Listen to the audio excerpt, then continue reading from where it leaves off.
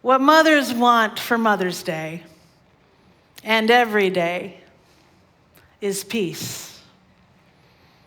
Peace between siblings. You know they want that. Peace in the hearts of their children. Peace between nations, yes, so that children of mothers need not become weapons of war, but grow into human beings. Peace in the hearts of lawmakers so their own transgender children will be safe, protected, and grow up to flourish at peace with themselves and among others. Peace in the hearts of lawmakers and citizens, so their gay and lesbian children will feel and be safe, protected, and loved everywhere they may go in peace. Peace in the streets, so their children living in dangerous neighborhoods may make it home safely every night. Peace in the hearts of law enforcement, so their black and brown children will make it home from their errand alive as a given and at peace. This is what mothers really want for Mother's Day and every day. And I think about how many moms have organized across generations in the days between 1870 and today, organizing for a safer and more peaceful world for us all. I'm talking about Mothers Against Drunk Driving, free mom hugs. You saw that pin that Reverend Ian has announcing free mom hugs for those who may be rejected by their own families. Moms demand action for sensible gun laws. We got at least one member in here. Moms rising for peace. Peaceful is the world mothers imagine and hope for as they bring new life into that world. They nurture young lives because they hope to raise peacemakers, peace bringers who will live full lives themselves of service and authenticity, making their mothers proud. Over time, Mother's Day has lost its edge, as Laura Beth Brown shared with us. Mother's Day in the United States has become a capitalist ritual mediated by Big Brunch and the greeting card lobby. Yeah, you know it. About thanking your mom as just about as meagerly as you can for one day only for the unbelievably, sometimes unspeakably high level of constant emotional and physical labor she takes on, all in the service of raising you. Okay, not all mothers, I know, but most. But before it was wrapped up and packaged and set aside in the kitchen cupboard of materialistic diminishing returns, we would be well to remember that Mother's Day began as a movement for peace, a call for women everywhere across the nations to assemble, to rise up, to gather and create like a giant assembly, a meeting, using their power to end all wars internationally, everywhere. And so the gift we actually truly owe to mothers is our own labor. Our laboring for the peaceful world that is at the heart of the nurturing parent's dreams, that is the source of her hope in bringing forth new life. The gift of our own labor, our own birthing pains as we push and breathe and push and breathe for a peaceful world. So how do you labor now for a peaceful home? Peace in the home. How do you labor for peaceful streets in your neighborhood? Are you doing that labor? How are you laboring for a peaceful society? How are you bringing about peace in your corner of the internet? Come on. How do you bring peace to your workplace on the daily? How are you making peace and demanding peace of your government? This is the true gift of every mother's dreams. For all of us to join in her labor pains, her acts of nurture, to see that the labor of the home belongs to all who live there. And the home is our Mother Earth. To keep the peace as best we can, as much as we can, in every way that we can. Now, I was struck, not until the first service, and I was giving this sermon in the first service, that Julia Ward Howe wrote the Mother's Day Proclamation in 1870, and that year actually gave birth across the globe to another son of peace, birthing into a peaceful world someone else who lived a life in service of peace. Peace was on the mind and heart of another man, a Unitarian minister, 102 years ago. This is a time of year, the Flower Communion, that we remember the bold ministry of Reverend Norbert Chopek. In his biography, who created the Flower Communion, which we're going to embark on together in a few minutes. In his biography, David Weiss writes that Norbert Chopek, who lived from 1870 until 1942, founded the Unitarian Church in Prague, Czechoslovakia, in 1922. He was raised Catholic in Bohemia, which is present-day Czech Republic. As a teenager, he grew disheartened by his Catholic priest's cynicism and the seeming failure of rigid Catholic dogma to relate to the world around him. Hence, at age 18, as soon as he came of age, he became Baptist, and a fervent one, soon also becoming a Baptist minister. Norbert Chopek was a powerful force. He was a compelling preacher. He was an editor of several religious journals, a prolific writer, and a composer of hymns, and founder of almost a dozen Baptist churches, and an elected leader of the Union of Baptist Churches of Moravia and Slovakia. He was also a visionary thinker. His convictions became increasingly more liberal and more radical, influenced by his studies of the past and his openness to the theological ferment of the present and future. While studying the religious history of Bohemia and Moravia, he became convinced that the true faith of the Czech people was a free faith, a spiritual practice that prized individual conscience and pursued an ardent community life rooted in love. Well, what does that sound like? In 1914, with World War I on the horizon, under threats of further reprisals from the government, he accepted a call to serve a small Baptist church in New York, in America, followed soon after by a call to then a larger Baptist church in New Jersey. However, Chopek's writings, which voiced his concern that the Baptist tradition was becoming dogmatic in its own way, forsaking the simple call to Christ-like community and the supreme respect for inward freedom of thought. Well, that led to 2 heresy trials soon after his arrival in the United States. He was acquitted both times, but the personal sting ran deep. And in 1919, he resigned as a Baptist minister. A little over a year later, now you're going to hear a part of the story that might be very familiar to some of you who found their ways into Unitarian Universalism church shopping on behalf of your children. So after having commissioned their 3 school-aged children to sample the church Sunday schools all throughout their town in New Jersey, he and his wife, Maja, joined their children at the First Unitarian Church of Essex County.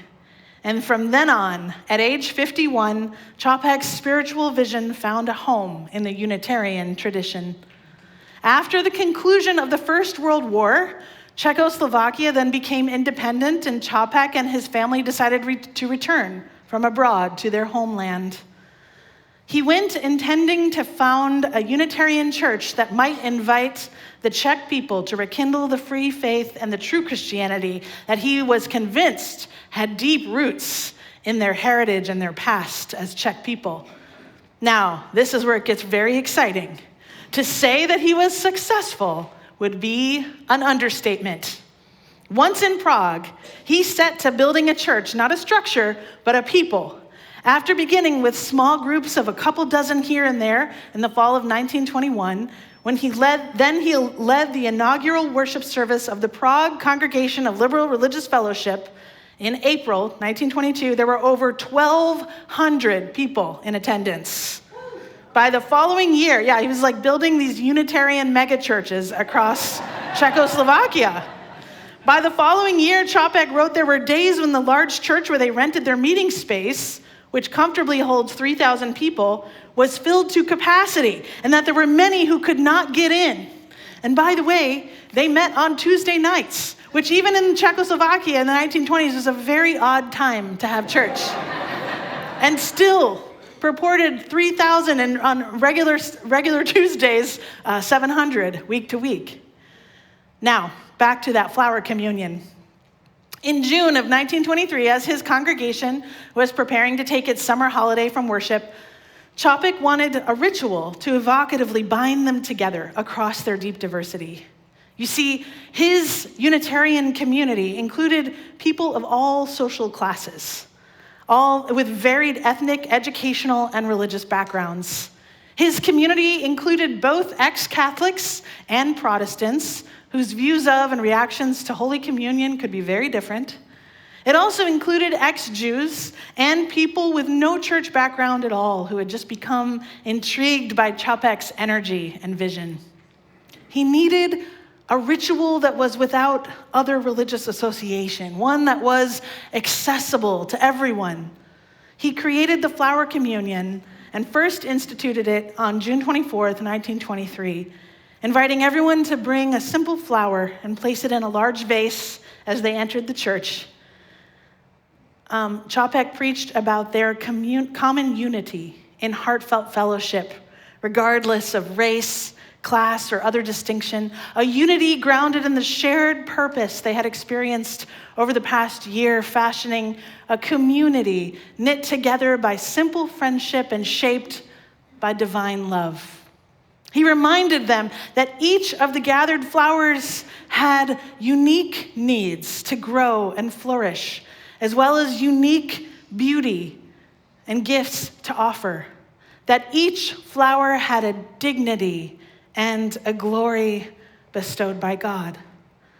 Then he encouraged the congregation to come forward, each taking a different flower than the one they had brought. These were to be taken home, and in doing so, he asked them to imagine themselves carrying home and caring for the needs of one another, noticing and celebrating the beauty of one another, and regarding with awe the blessed glory of their fellow congregants. In that context, it proved a ritual that Čapek himself described as so powerful and impressive that I never experienced anything like it. Adding that, and this is a direct quote, the most dry and rationalistic members were moved, and many an eye brightened through tears. In 1940, Čapek's wife, Maja, who had been ordained, by the way, back in 1926, brought the flower communion to the United States, where it quickly spread among Unitarian churches here. Today, it is likely the most widely celebrated ritual among Unitarians around the world. But it is the rest of this story. It is in the rest of the story that the full power of the flower communion becomes clear. And this is the more difficult part of the story. For nearly 20 years, Čapek persevered in his vision, though not without some turmoil. And then the Nazis came knocking, literally. First in 1938 at the nation's border. When Hitler demanded the annexation of Czechoslovakia's southern territory, France and Great Britain, with the silent assent of the US, decided it was a sacrifice worth making to preserve peace. Rather than answer Czechoslovakia's call for defense, they pressured the Czech government to cede the land. When the government felt it had no choice but to accept Hitler's terms, the protests by the Czech populace were fierce, and Norbert Čapek was with the protesters. Preaching the following Sunday, he declared, "We Czechs are becoming the backbone of the history of humanity. We are today the only nation in the whole of Europe that is ready to fully resist oppression." Life in the congregation in Prague continued with fervor, as well as in the 6 mission centers it sponsored around the country, so he was church planting. Unable to buck the German occupation, the people fueled their inward fellowship with all the energy and strength they had. Maja reported that the flower communion was being celebrated both in Prague and in its missions. Now it became a mystical embrace of dignity, beauty, freedom of expression in the very shadow of death. Because of the crowds that came to hear Čapek preach, Gestapo agents also attended regularly, listening for any covert messages he might be trying to pass to his congregation. Although he did manage to slip hidden phrases of national pride into his messages, there is no record that the Gestapo ever caught on to the full subversive character of his preaching. When Čapek turned 70, his congregation planned a festive celebration, but the showstopper was a gift he received from the church's board of trustees, delivered in secret, a shortwave radio. As with all such radios sold in German-occupied lands, it carried a tag that warned users that listening to foreign broadcasts was a crime punishable by death.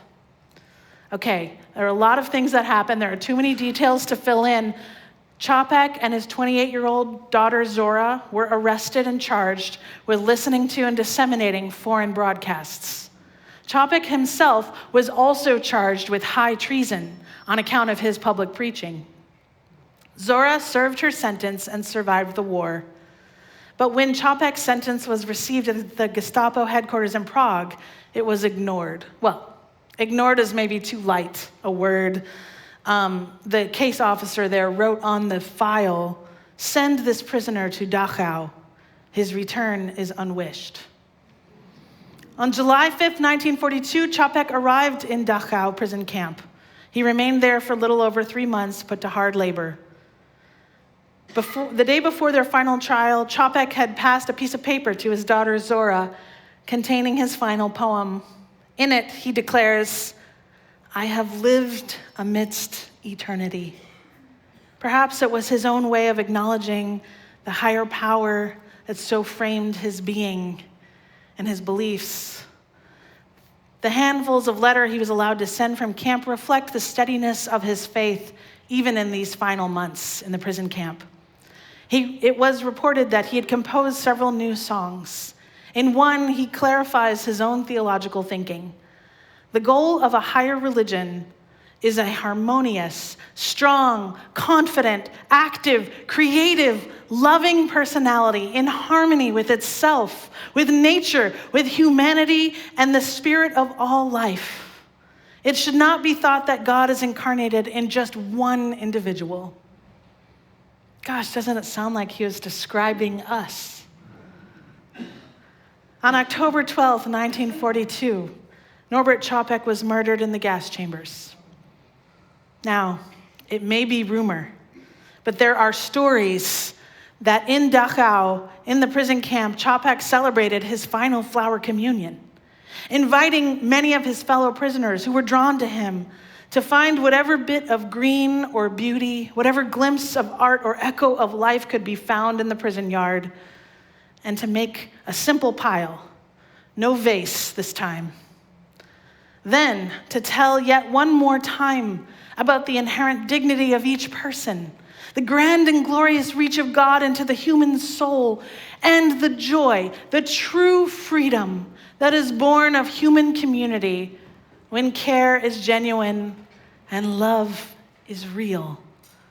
And finally, to invite those gathered around him in the prison camp to retrieve some shabby bit from that motley pile, thus transfigured into priceless treasure. So now we worship on a Mother's Day over 80 years later, again in the midst of war, again struggling under the long shadow of fascism's rise. Yet still, sons and daughters, children of peace, are being born all the time. Yet still, we are laboring always for the beauty and glory of one another. And all the ways that humanity is connected, we are laboring for that peaceful world.